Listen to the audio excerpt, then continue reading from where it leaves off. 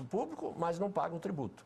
E quem paga é o outro, é o vizinho, é o colega, é o companheiro. Então, há uma desigualdade, e isso é um assunto grave. Então, não havia essa cultura dos municípios cobrar os contribuintes faltosos. E, normalmente, os contribuintes eram estimulados a não pagar. Por quê? Porque eles esperavam, no fim do ano, uma lei de anistia. Ou uma lei redutora. Uma maravilhosa lei de anistia, né? E todo mundo fazia. Sim, sim. E isso hoje... E era uma ferramenta. E era uma ferramenta. Isso hoje é proibido. Hoje é proibido. Hoje, se o município fizer uma lei desta, o município tem, pela lei de responsabilidade, o município tem que aumentar um outro tributo ou criar um tributo novo para compensar isso que ele vai perder. E isso não é fácil de fazer. Então, a melhor coisa é cobrar. Então, o trabalho nesse seminário paralelo realmente dar importância para a cobrança dos tributos que pode ser cobrado sem majoração. Cobrar o faltoso, aquele que não paga. Outra coisa, resgatá-lo. Outra coisa, incitar todas as formas de cobrança, estimular pela imprensa, a população cobra do vizinho, escuta, eu paguei, tu não paga, é uma forma. Isso é uma mudança cultural, que é decorrência da lei de responsabilidade. E o gestor também deve oferecer condições para isso, facilitar, né? Para não matar a galinha dos ovos de ouro. Mas o grande problema do gestor era político.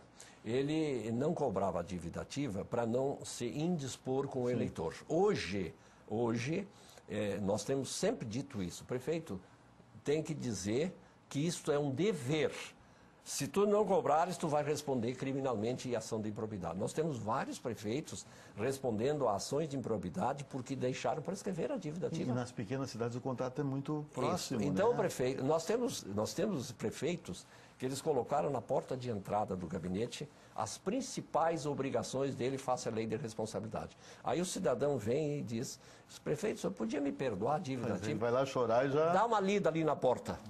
O cidadão vai embora e não discute mais e paga. Então, isso é uma mudança cultural que se impõe pela lei, tanto ao gestor como ao contribuinte. E quando o cidadão, por algum motivo, não puder pagar esse tributo? Bem, quando não puder pagar, o que nós vamos fazer? Não tem bens, não tem o que penhorar. Então, o município não tem que cobrar, mas o município tem que tentar cobrar e mostrar que tentou cobrar. Não adianta dizer, eu conheço aquele camarada, ele mora debaixo da ponte, ele não tem bens, eu não vou executar, não. É uma crise familiar, um problema, né? Eu tenho que entrar em juízo e aí na justiça fica provado que ele não tem bens. E o processo se arquiva e se dá baixa na contabilidade daquele crédito, porque ele é incobrável. Porque senão ele vai continuar aparecendo na contabilidade e aí vem a responsabilidade. Mas no caso de IPTU também dá para ser feito, o cidadão pode fazer isso? Pode. Provar que ele não tem condições de pagar o imposto. Que Agora, mora, mas não tem condições de pagar. Agora, veja o seguinte, IPTU significa que ele tem um imóvel ao menos. Então, ele tem condições de pagar. E aí o município pode, evidentemente, fazer uma lei de parcelamento, segundo as condições financeiras. Então, a gente passou esses dias aí por uma casa antiga, que a gente olha que bela casa. Mas imagina, a pessoa não reforma, não faz nada, não deve ter dinheiro. Né, tem a casa, herdou a casa, mas não tem como fazer. Mas tem essas situações. Tem muitos. Mas o município tem condições de fazer e ninguém... todos têm condições de pagar, nem que seja uma parcela mensal pequena. Paga, não há problema nenhum. O importante é que não se faça esse perdão, porque esse perdão hoje não é possível, porque isso quebra o princípio da igualdade. Muito bem.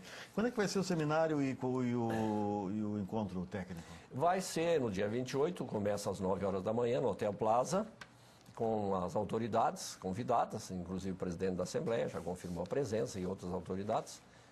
Vamos ter um momento de abertura solene. A governadora também parece que vai estar presente, enfim. E logo em seguida, às 9h30, começa a parte técnica. Nós vamos ter a primeira palestra do Antônio Tito Costa, de São Paulo, que é um renomado advogado de São Paulo, foi prefeito de São Bernardo dos Campos, foi senador e hoje é um advogado atuante. Ele vai abordar um tema muito interessante que está trazendo muita dificuldade, que é saber se a lei de improbidade se aplica aos agentes políticos ou não. É claro que os agentes políticos não querem que se lhes aplique essa lei, mas a jurisprudência está vacilante. Nós temos decisões nos dois lados, tanto no nosso tribunal como nos outros tribunais. E quando é que se aplicaria ao gestor a lei da improbidade? A segunda decisão do Supremo, num caso isolado, e aí é que o judiciário, os que são contra, dizem que aquele caso não é regra e sim foi um caso isolado, cada um tem que discutir no Supremo, né? Então, seria aplicável aos agentes políticos. Se é crime, o Decreto-Lei 201.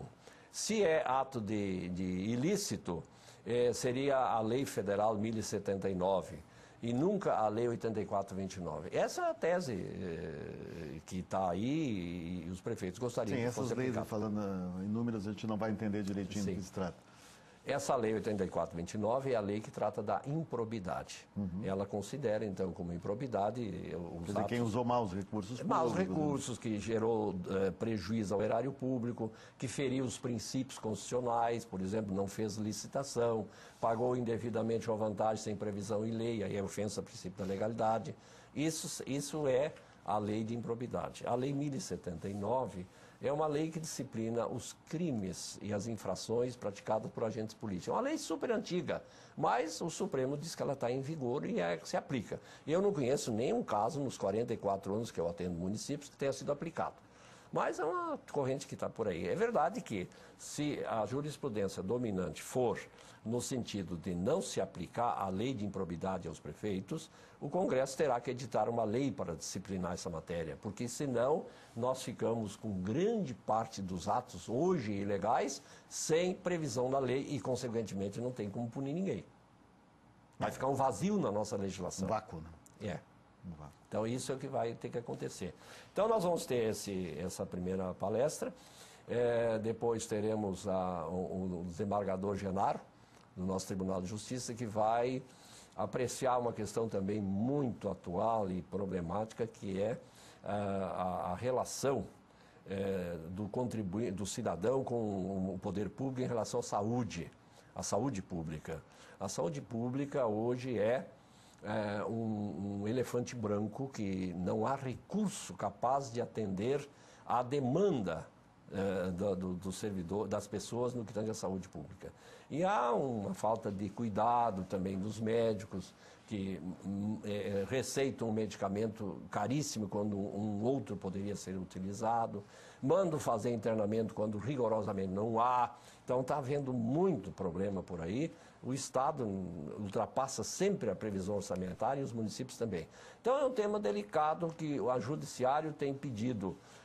Nós, juízes, precisamos de subsídios para podermos acolher as pretensões do município, mas o município não tem subsídios para fornecer.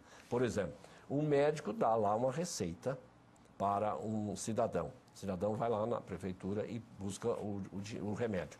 O prefeito deveria ter uma equipe de médicos neste momento para checar aquela receita, se aquela é a única possível. E o município não tem estrutura para isso. Consequência, o judiciário acolhe todos os pedidos. Então, o judiciário diz, olha, se o município nos fornecer subsídios, nós podemos acolher, só que não existe isso. Então, é um problema muito delicado. Quer dizer, vai ser algo atualíssimo, então. Né? Ah, sim, é do dia a dia. Nós escolhemos, entre os inúmeros problemas, aqueles mais palpitantes, os que estão no dia a dia.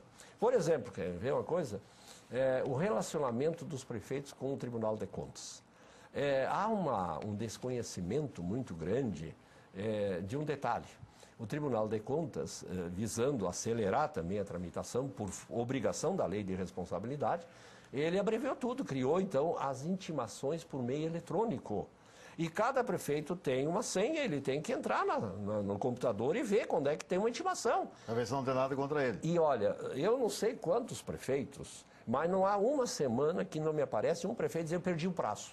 Eu perdi o prazo. E aí não tem mais o que fazer. E no Tribunal de Contas, o Tribunal de Contas é a origem de todas as penalidades aplicadas aos prefeitos. Porque do Tribunal de Contas vai para o criminal, e vai para a improbidade, e vai para a indenização, e vai para a rejeição de contas. E a rejeição de contas traz o quê? A ineligibilidade por até 8 anos. Então, no Tribunal de Contas é o ponto de partida, e isso eu quero enfatizar bastante. Então, prefeitos têm que participar desse evento, com toda certeza. Olha, eu acho que é uma das coisas mais importantes que o prefeito terá em seu mandato para buscar subsídios e não cometer nenhum descuido. Diretor da...